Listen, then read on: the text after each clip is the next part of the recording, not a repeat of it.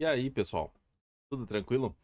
Bom, como a gente tinha conversado na nossa aula síncrona, na nossa aula ao vivo, eu separei alguns termos aqui que a gente não trabalhou durante o semestre, não fazia parte da nossa conta, mas que vão ser importantes vocês terem esse conhecimento para chegarem nas próximas disciplinas nos próximos semestres, tá? Pouca coisa aqui, coisa bem tranquila para a gente conhecer, para vocês terem esse conhecimento. Primeiro termo que eu peguei aqui é cabo Ethernet. Isso aqui eu tô falando é diferente da internet. É, falando aqui, ó, Ethernet, tá? Ele é, na verdade, o cabo de rede. Cabo de rede que a gente usa nas redes locais, nas redes LANs. Quero fazer uma rede, dois, três computadores com rede local, assim, cabo Ethernet. Vocês vão ver, principalmente quando nós falamos no Packet Tracer, o conceito assim, ó, de fast e o giga Ethernet. Quando eu tô falando de fast, eu tô falando que ele tem megabits por segundo. Depois eu vou explicar para vocês aqui, tá? É que o meu B parece B maiúsculo sempre, né? Mas tem um conceito assim que é 100 megabits. E daí, na verdade, ele tá transmitindo 100 megabits, ou seja, a gente pega esse 100, divide por 8, a gente vai saber a quantidade dessa, dessa transmissão em megabytes. É por isso que a gente vê muito assim, ó. Ah, o meu plano de provedor é 500 mega. A velocidade de download aparece aproximadamente um pouco mais, menos, um pouco mais de 50 mega. Por quê? O provedor vende para vocês como megabit, tá? Mas daí em alguns navegadores, alguns softwares, ele aparece como megabyte. Então, e um byte é constituído por 8 bits. E o Giga Ethernet, é que ele tem velocidade de 1000 megabits. 10 vezes mais rápido que o Fast. Quando eu falo aqui velocidade, é o que? É união de cabo. Esse cabo aqui, ele tem que ter a capacidade de transmitir em 1000 gigabits e também placa. Porque não adianta vocês terem uma placa que é 100, vão transmitir para outra placa do switch ou qualquer outra coisa, que é 100, e vocês terem um cabo de 1000. Vai funcionar, né? Mas vocês não vão atingir essa velocidade máxima. Aqui é a mesma coisa de eu ter um carro que só anda a 80 por hora, indo numa rodovia que eu possa andar a 200 por hora. Não vai adiantar nada, né? É a mesma coisa o inverso, né? Eu tenho uma placa, por exemplo, 1000, estou conversando com outra placa 1000, e o meu cabo aqui é 100. Sempre é a limitação do mais lento. Então eu tô aquelas autobahn da Alemanha que eu posso andar 160 km por hora, mas eu tô com o meu carro que só anda 80, então não adianta. Certo? Então já temos um conhecimento novo aí. É... Outro que a gente fala bastante, que vocês vão trabalhar depois com cursos, é cloud computing, ou computação em nuvem, computação na nuvem. Há um tempo atrás, nós só tínhamos o quê? Numa empresa, um servidor local funcionando ali. Então a gente tinha que ter o computador servindo algum serviço, hospedagem de internet, hospedagem de arquivos, alguma coisa assim. Mas isso aí mudou com o conceito de computação na nuvem, em que o computador ou os servidores, eles não estão no local, eles estão, a gente tem acesso remoto a esses equipamentos. A gente fala nuvem porque dá a impressão que ele está acima de nós, está em algum lugar. não tá na nuvem, no céu, assim, tá num servidor da Google, da Amazon, alguma coisa assim. E daí a gente tem acesso a a esse servidor, a esses serviços, pelo. Vou desenhar aqui o meu computadorzinho aqui. Ter acesso pela internet. A internet eu vou ter. Meu computador é fraco para eu fazer uma simulação, alguma coisa assim. Então eu faço essa simulação rodar na nuvem e, e tenho acesso a esses dados aqui pelo meu computador. Nós temos vários players de computação na nuvem. Por exemplo, o maior de todos, a Amazon. A Amazon tem a AWS, Amazon Web Services. O, a Microsoft tem o Azure, que também é um serviço na nuvem. Tem, deixa eu ver, por exemplo, para dar para vocês de uso. Até o Dropbox é um armazenamento na nuvem, né? Então, o Google Drive contrata eu digo contrato porque o Google Drive, por padrão, ele dá 15 GB. Mas eu preciso de armazenamento de 1 terabyte para guardar meus arquivos. Então, eu contrato, aqueles arquivos não estão no meu computador, eles vão estar no serviço do Google. Então já aí, outro conceito. Temos. Quando eu falo em computação na nuvem, um avanço da computação na nuvem é a computação de borda, edge computing. Isso é o quê? Beleza, tá tudo funcionando lá na nuvem. Só que dependendo da aplicação, eu preciso ter velocidade de transmissão. Essa velocidade, a latência, eu preciso ter velocidade de transmissão. Só que dependendo da aplicação, eu não posso ter uma demora muito alta. Vou fazer, por exemplo, uma operação de medicina, assim, vou operar alguém remotamente.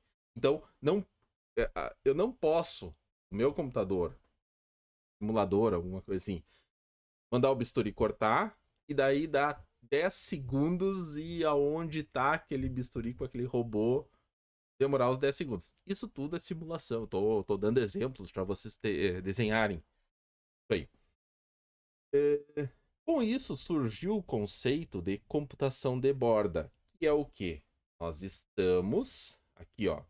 Aqui está a nuvem, aqui nós temos a internet, tá? Aqui toda a infraestrutura da internet, os provedores, e o usuário está aqui. Vou desenhar aqui um homenzinho que é o usuário com seu computador utilizando aplicações.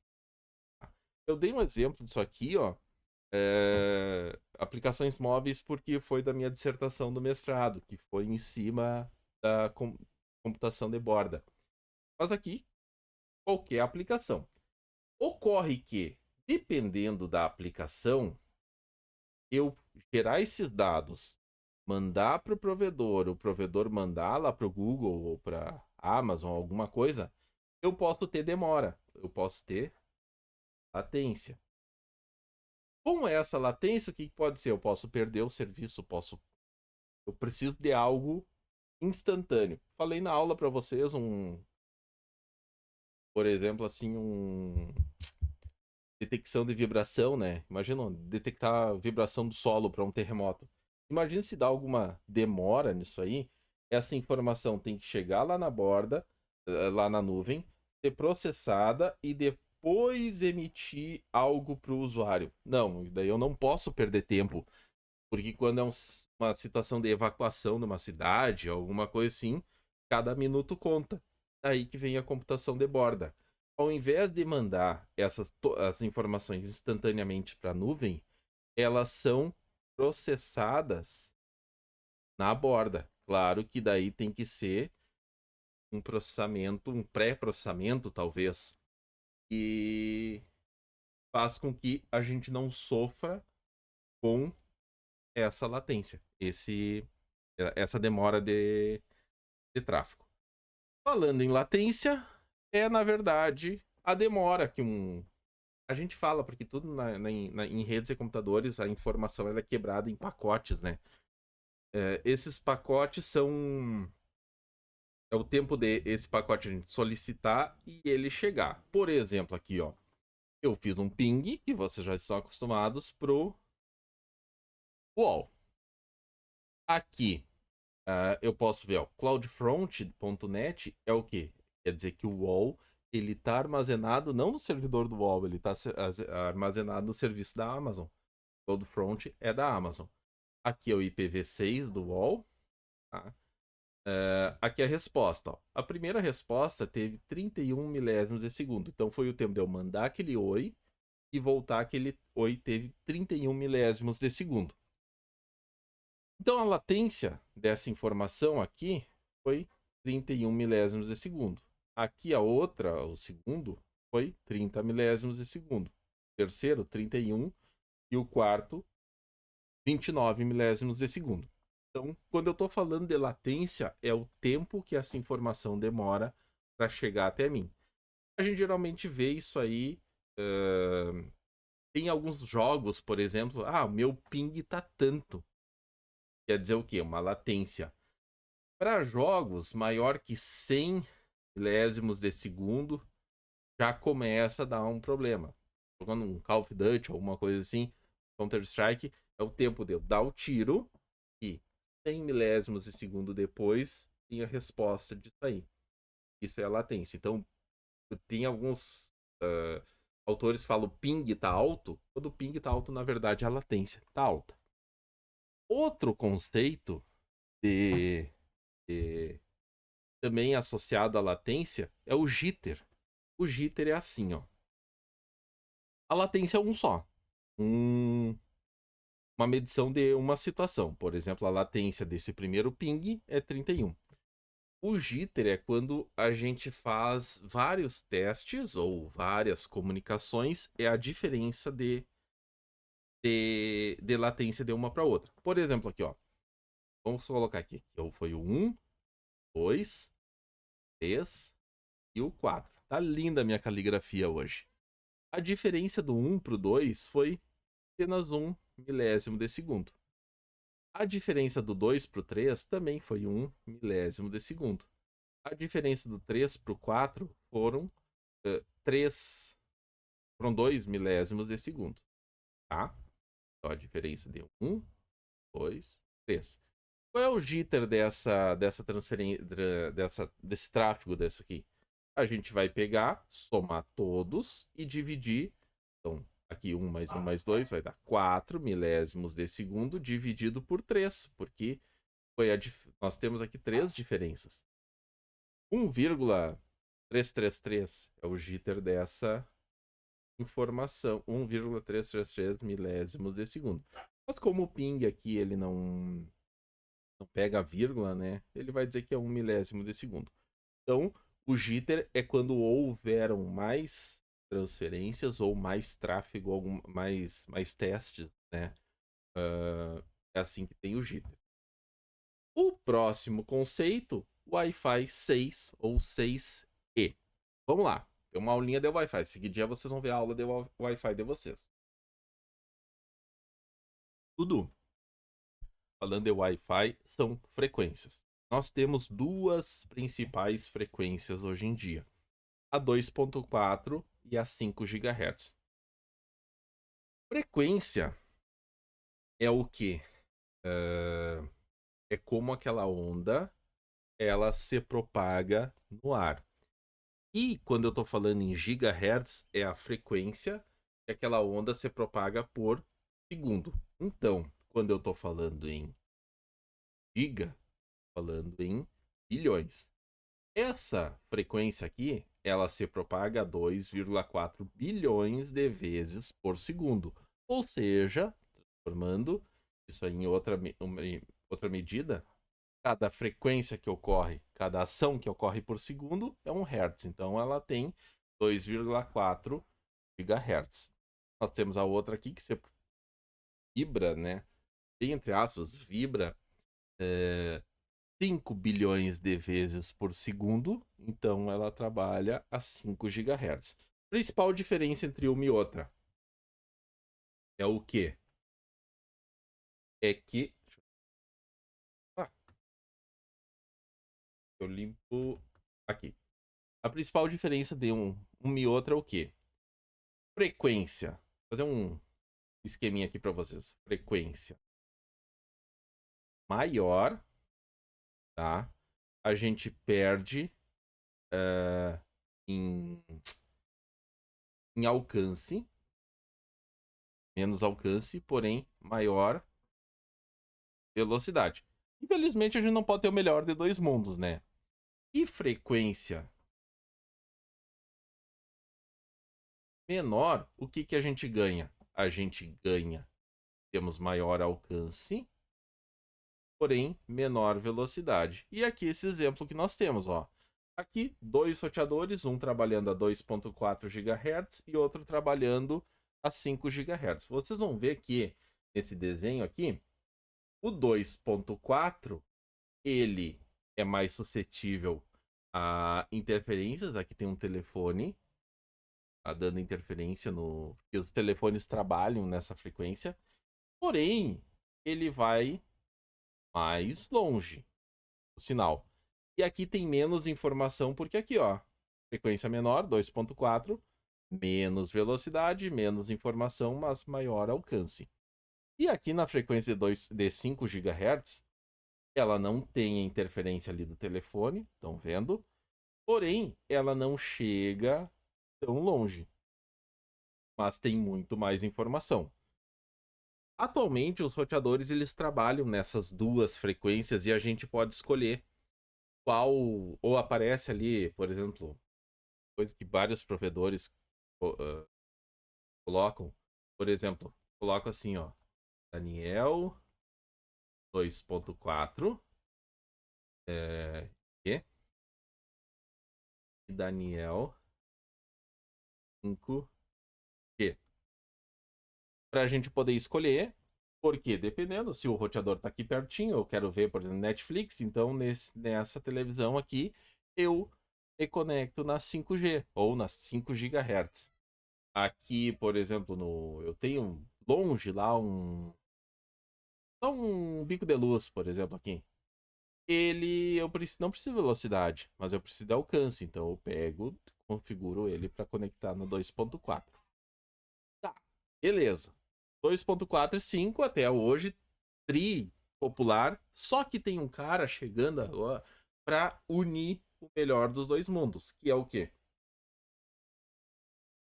Wi-Fi 6. O Wi-Fi 6E, que é o melhorado, né? Ele vai trabalhar na frequência de 6 GHz, tá? Só que vai conseguir, como é uma frequência que tá limpa, não tem micro-ondas, não tem telefone, não tem televisão trabalhando assim, ó, transmitindo outras informações nessa frequência, o que que acontece? Ele vai estar um campo limpo, assim, ó.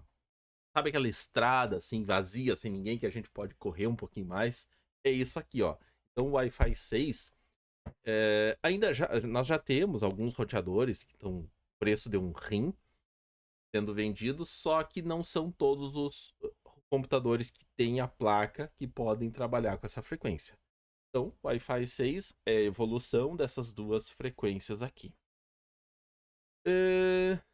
Próximo. Rede virtual, VPN.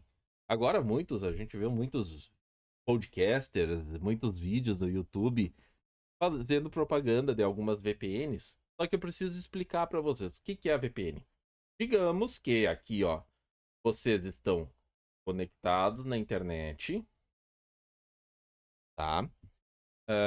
Melhor, fazer diferente aqui, ó. Vamos simular a internet sendo uma nuvem. Tá na moda agora a nuvem, né? E aqui tá vocês. Então vocês estão conectados à internet. Ok? Ok. Essa informação aqui, ó, tá trafegando bonitinha, informação de vocês, senhas, tudo. Tá. Beleza. Ninguém tá conectado no Wi-Fi de vocês, ninguém tá roubando dados, ninguém tá fazendo nada. Só que imagina vocês vão num restaurante, vocês vão no shopping, aeroporto, alguma coisa, e Vocês não sabem quem é que está conectado naquela internet aberta ou naquela internet pública, assim. Pode ser que alguém roube essas informações. A VPN é um serviço que vai criar como uma espécie de túnel aqui pela internet que vocês vão trafegar as informações. Quem está fora deste túnel aqui não pode ter acesso a essas informações. Outro uso do VPN é para mentir a localização de vocês. Quero ver um filme na Netflix, mas não tá no Brasil, só tá na Argentina ou só tá nos Estados Unidos.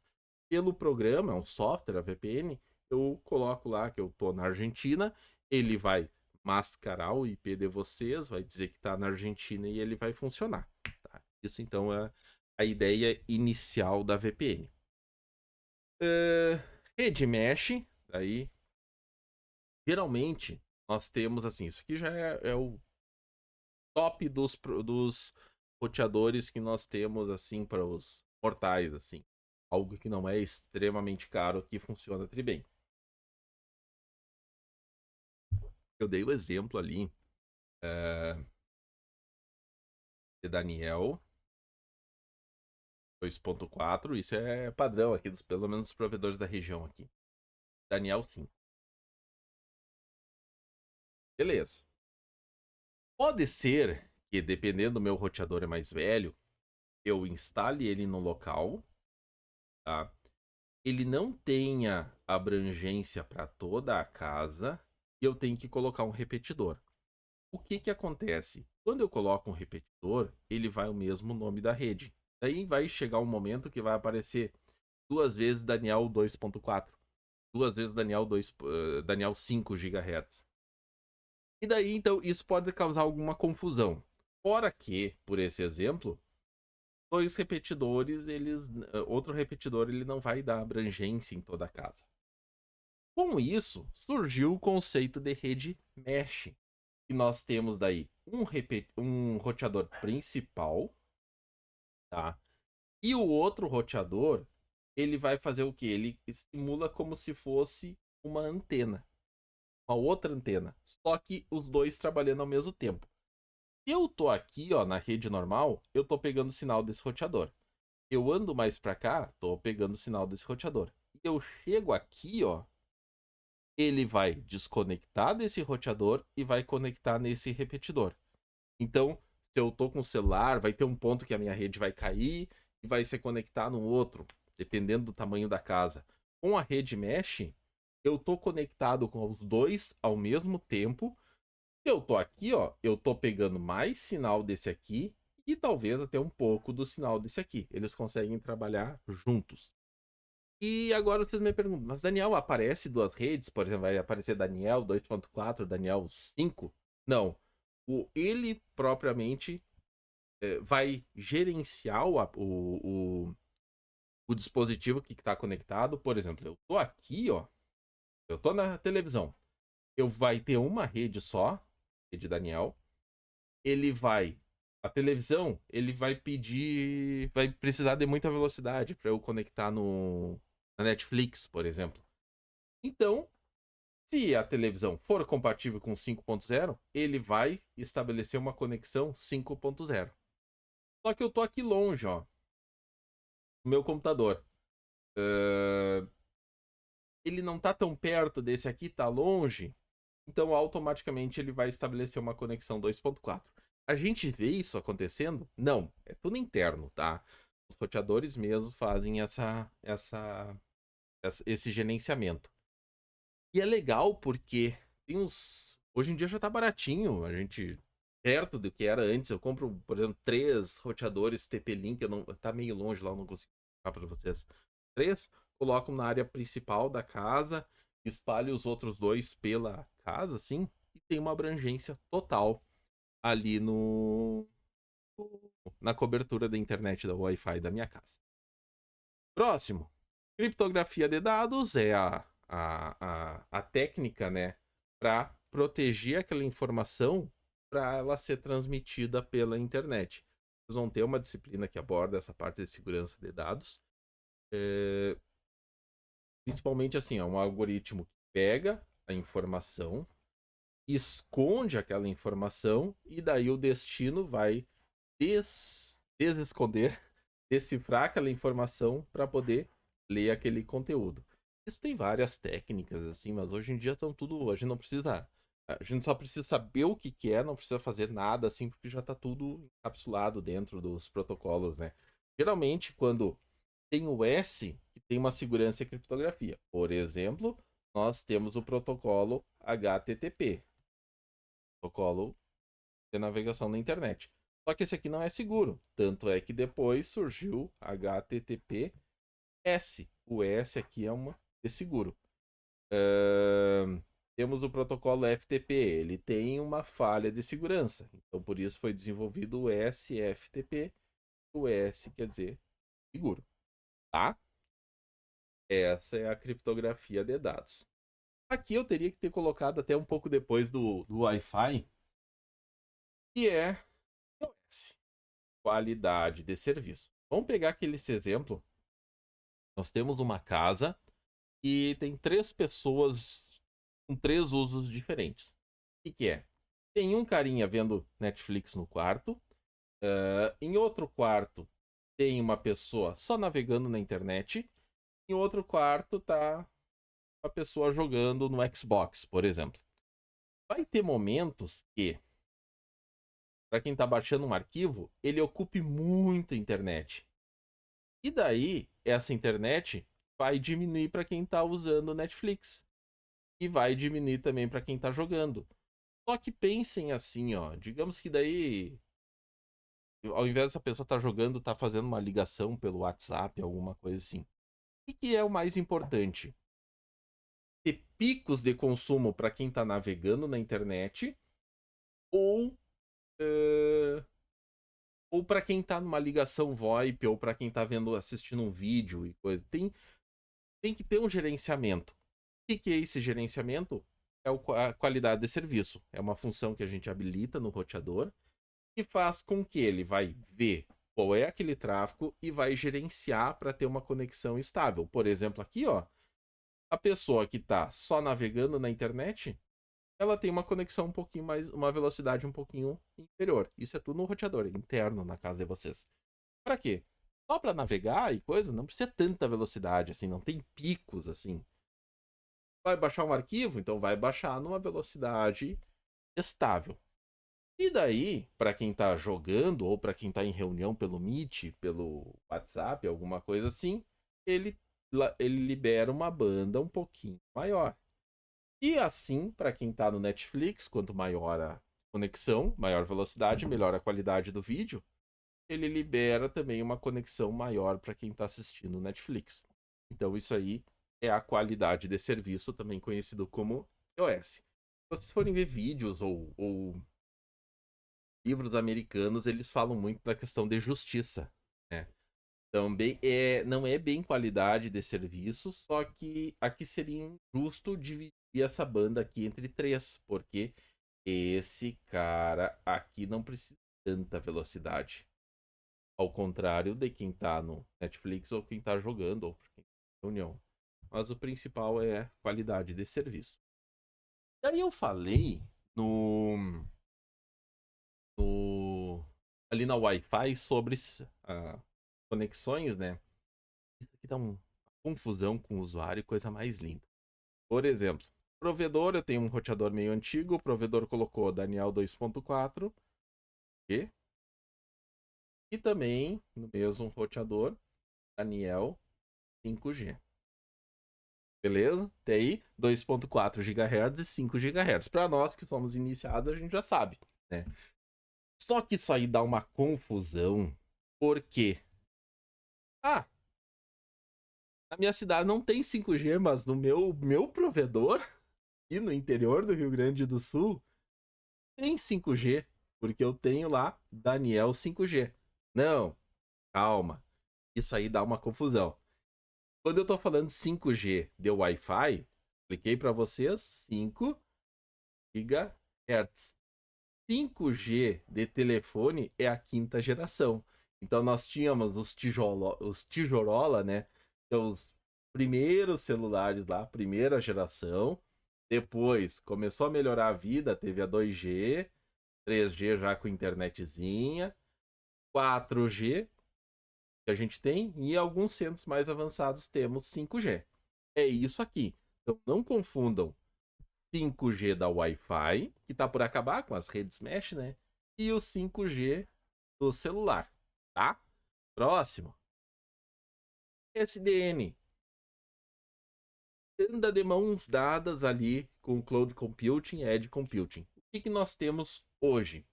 O nosso switch atual, né? O plano de controle, o plano de dados é junto. Então, quem controla a informação, quem controla os dados é o switch, tá? Agora, esse conceito SDN, o que? Nós temos um controlador, um computador, controla a rede. O switch, ele é só obedece o que o controlador faz. O que isso tem de bom? Eu posso ter uns switches mais baratos, tá? E em um local só concentrado, eu posso controlar essa rede. Então ele tem daí dois planos, né? Plano de controle, plano de dados. Nesse aqui, os dados trafegam pelo switch, mas são controlados, gerenciados por um computador. E que isso é outra coisa que tem de bom. Estragou um switch, eu compro outro, coloco lá no lugar. Eu não preciso configurar esse cara aqui. A configuração já está aqui no computador, nesse controlador aqui. Ah, claro, estragou o controlador, eu vou colocar outro, vou ter um backup, espero, né? Para ele estar gerenciando todos esses caras.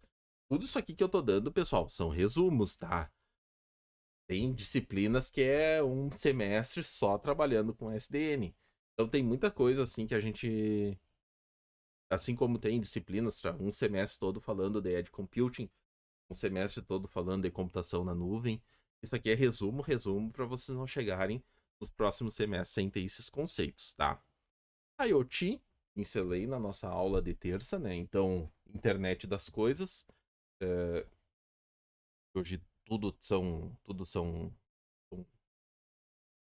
tá ligado na internet, né? Então, aquela lâmpada, aquele relógio, aquela máquina de lavar roupa que está na internet, ela faz parte do IoT. Aqui, nesse exemplo, aqui o fluxo de informação, ele está falando só em sensores, mas eu falei sensores e também os atuadores, né? O exemplo que eu dei na aula foi o sensor de temperatura. Então, eu configurei se a casa chegasse a 25 graus, ligasse o ar. O sensor é o termômetro de temperatura. O atuador é o cara que vai ligar o ar-condicionado, a tomada do ar, alguma coisa assim. Aqui ele está falando um fluxo de informações para a gente trabalhar com esses dados, né? Por exemplo, aqui, ali no campus, a gente não estão fazendo, implantando sensor para abelha sem ferrão. Então, essas informações vão pela rede, pelo roteador vai para a internet, que vai para um servidor na nuvem, que vai estar chegando a um local onde toda o Big Data, né, que aquelas informações estão jogadas ali, para ser feita uma análise com inteligência artificial, talvez, ou coisa, para chegar essas informações refinadas para o usuário. Pode ser temperatura? Pode. Pode ser. Outro exemplo que eu já dei, assim, por exemplo, de terra, né? De movimentação da terra, a água de um rio, temperatura da água de um rio, enchentes e coisa. Tudo isso aqui faz esses sensores, né? Vão fazer todo esse caminho aqui para chegar para o usuário ter essa informação. Tá? Então, internet das coisas é esse mundo de dispositivos que estão conectados. Eles podem só coletar dados ou eles podem ter uma informação e fazer uma ação, como esse exemplo do ar-condicionado que eu falei. E aqui eu termino os nossos 14, 15 termos que eu queria fazer esse preâmbulo para vocês chegarem para os próximos semestres, tá? Se ficou alguma dúvida, me mandem e-mail ali que a gente vai conversando por e-mail, vou explicando tudo para vocês, tá, pessoal? Grande abraço, até os próximos vídeos. Tchau, tchau.